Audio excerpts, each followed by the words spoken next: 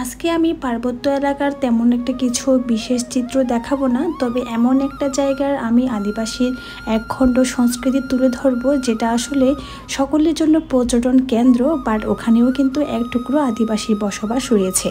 আর সেখানে রয়েছে বিভিন্ন ধরনের সাংস্কৃতিক আয়োজন। এই আয়োজনে অংশগ্রহণ করতে পেরে ফার্স্ট হ্যান্ড আমি অভিজ্ঞতা নিতে পেরেছি এবং আমি সেখানকার স্থানীয় মানুষদের সাথে অতি অল্প সময়ের মধ্যে ঘনিষ্ঠভাবে মেলামেশা থেকে শুরু করে সেখানকার খাবারের স্বাদ, পোশাক প্রদর্শনী, সাংস্কৃতিক অনুষ্ঠান থেকে শুরু করে কি করেছি সমস্ত কিছু আপনাদের সাথে আজ তুলে ধরব। সকলকে জানাচ্ছি আমার পক্ষ থেকে সকালে স্নিগ্ধ শুভেচ্ছা।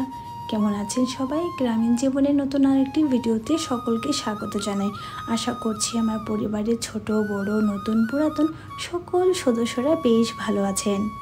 ঘড়িতেও সময় বাজে 3:30 মতন, তবে আমরা মাঠে এসেছি ওই ধরুন না 1:30টার দিকে এসেছি।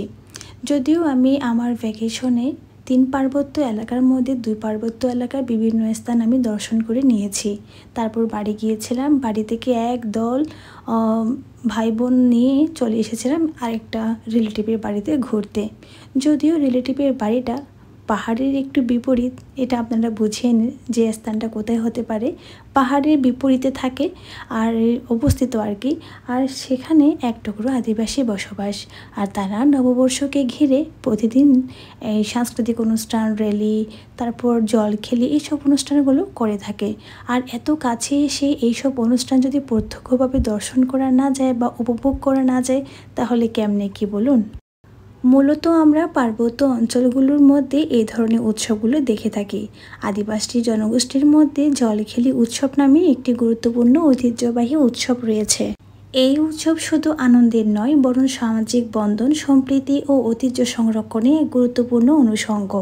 মূলত বৈশাখী, বৈশু, সাংরাই, বিঝু এইসব অংশ হিসেবে এই উৎসবে যুবক যুবতীরা পরস্পরকে পানি ছিটিয়ে শুভেচ্ছা জানায়। এখানে মূলত পাড়ায় পাড়ায় ভাগ করে কয়েকটা গ্রুপ নিয়ে এরা ভাগাভাগি করে নেয়। প্রত্যেকটা গ্রুপকে এক একবার করে অ্যানাউন্সমেন্টের মাধ্যমে ডেকে নিয়ে গিয়ে পানি খেলতে অংশগ্রহণ করতে দেওয়া হয়। এক গ্রুপ পানি খেলায় অংশগ্রহণ করবে, অন্য গ্রুপ নৃত্য করবে বা গান বা সঙ্গীত পরিবেশনা করবে, এই আর কি। আর কিছু গ্রুপ মানে আমাদের মতন যারা গ্রুপ রয়েছে তারা শুধু হাততালি দেখবে আর নির্বাক ভিডিও করবে আপনাদেরকে শেয়ার করার জন্য।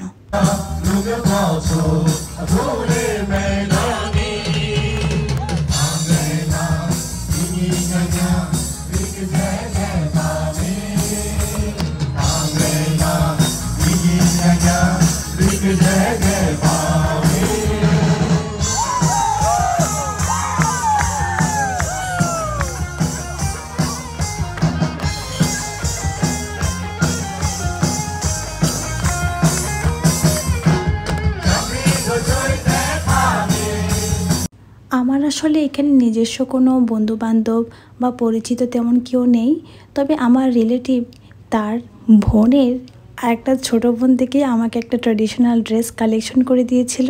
তার সেই ড্রেসটা পরে আমি কিন্তু এই অনুষ্ঠানে অংশগ্রহণ করেছি। যেহেতু আমি এখানকার স্থানীয় নয়, তাই আমার নাম ওভাবে অ্যানাউন্সমেন্ট করা হয়নি। আমার আশেপাশে যেসব আদিবাসী বোনেরা ছিল আমার সাথে একসঙ্গে বসে অনুষ্ঠান উপভোগ করছিল, তারাই মূলত আমাকে এক প্রকার জোর করে ডেকে নিয়ে গিয়েছিল, যে বলল দিদি আমাদের সাথে খেলবেন, চলেন আমরা আপনাকে রুলসগুলো শিখিয়ে দেব, আপনার ভালো লাগবে।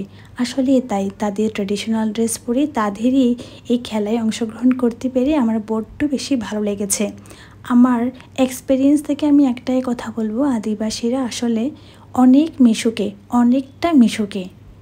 আমার পাশে বসা দর্শকদের মধ্যে এই সেই বোন যে আমার সাথে একটু বেশি মিশেছিল, কেননা আমার সাথে যে কাপড়টা ছিল আমার কাপড়ের রং আর ওর কাপড়ের রং একটু ম্যাচিংয়ে ছিল।